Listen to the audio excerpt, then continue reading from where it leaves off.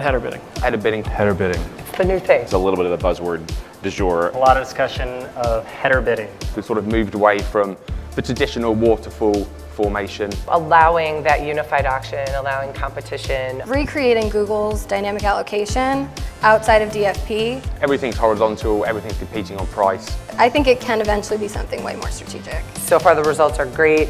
We're seeing a lot of lift in our open exchange inventory. We're seeing a lot more scale in our private marketplaces. You definitely have some baggage around load time. You definitely have some baggage around folks selling something that maybe isn't there yet. You definitely have some operations resource issues. How we're managing all of those header bidding partners and the increased number of platforms that we're working with and getting the data out of the platforms and consolidating that into one place so we've got clean, actionable data.